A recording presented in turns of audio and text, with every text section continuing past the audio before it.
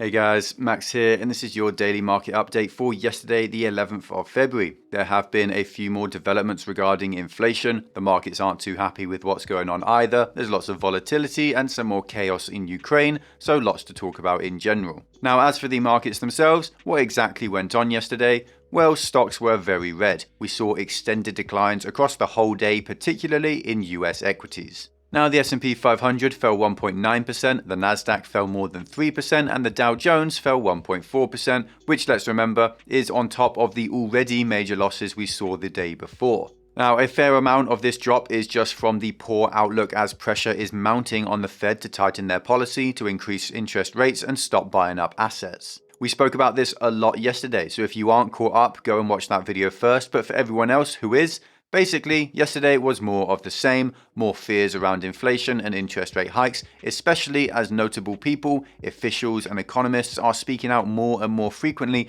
about the need to act, which we will cover in detail in a moment. Now, the other reason for falling stocks was that there is trouble in Ukraine, with tensions not subsiding, and investors are just a little bit worried for what might come. They're leaning towards being a bit more risk averse, so they're buying up bonds and selling equities. Of course, the situation in Ukraine has been going on for months now. We all know the basics by this point, but what were the new developments? Well, to be honest, pretty much nothing, just some talk from both sides. The US repeated a warning that they've made many times recently that Russia might be gearing up to attack Ukraine. They did specify that it might happen in the next week or two. There are huge military exercises going on in Belarus, and it would make sense for the Russians to move now if they're going to do it at all. To be honest though, I think that's unlikely. Of course, I can't predict the future, and it is far more difficult to predict what Russia might do than what inflation is going to do, for example, because something can happen on a snap decision, on a dime, and without data coming out months prior giving us clues. Nonetheless, I don't think Russia is going to invade, but we did see another 1,000 British troops being announced to go over to Poland and another 3,000 American troops to join them as well. Markets are basically just a little bit upset about all this uncertainty, and markets hate uncertainty. They like to know what's going on, then they can price it in, and nothing really matters in the end as long as it's priced in. But when this kind of stuff happens, when no one knows what's next, volatility increases, and we saw that yesterday. Now, we also saw consumer confidence reports come in, worse than they had been in the absolute lowest of the pandemic once more, and worse than we've seen after the pandemic as well, hitting new lows,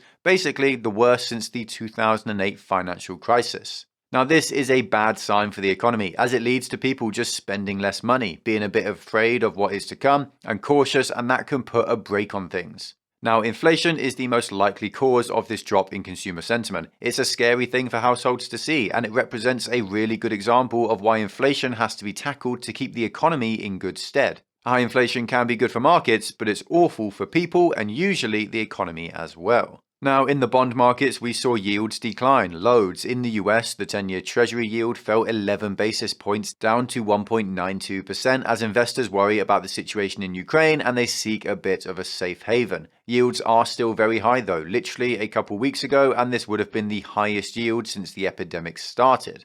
Oil had a crazy spike as well, jumping up 4% for the day, with WTI crude oil sitting at about $94 a barrel and Brent crude oil sitting above $95. This is all based on fears that a conflict or escalation in Ukraine will throttle the supply of oil around the world, and that will cause prices to spike. So markets are doing what markets do. Speculation, futures, derivatives, and everything else around the oil markets has caused that spike to come a bit prematurely. We then saw gold perform really well as well, albeit a little bit late to the party, rising 1.5% and now sitting at $1,864 an ounce, a really high figure compared to what we've been seeing recently. Again, this is a result of both high inflation figures and fears that inflation will not subside into the future, and it's the result of investor risk sentiment deteriorating as tensions over Ukraine continue. Finally, as for the markets themselves, crypto saw broad-based declines, showing strong correlation to traditional risk-on assets once more. Bitcoin and Ethereum were down about 5%, with them sitting at about $42,000 each and just under $3,000.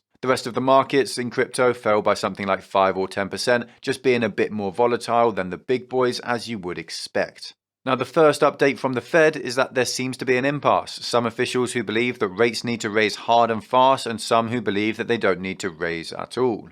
Former Treasury Secretary Lawrence Summers said that the Federal Reserve needs to go as far as to hold an immediate meeting to end the quantitative easing program. Basically, he said that the Fed needs to scrap the idea of tapering and just stop purchasing assets right now. At the moment, QE is due to continue until the end of next month, which means there are still billions of dollars of asset purchases to be made, billions of dollars of asset inflation to occur, and worse price inflation to come. Now, Summers said in particular that it is preposterous that a country, an economy with 7.5% inflation and the tightest labour market in 2 generations, and yet the central bank is still growing its balance sheet. And he's right. He is absolutely right. The Fed is failing in their mandate. Asset purchases should not be happening at all, but they are. The best time to end quantitative easing was 6 months ago, and the second best time is right now. Now, on the other side of the spectrum, Paul Krugman, a very well-renowned economist, has claimed that while it is time for the Fed to start raising interest rates, there is no crisis and that everything is still within the Fed's control.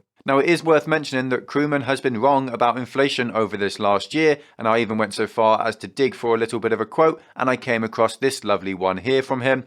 "I'm a card-carrying member of Team Transitory."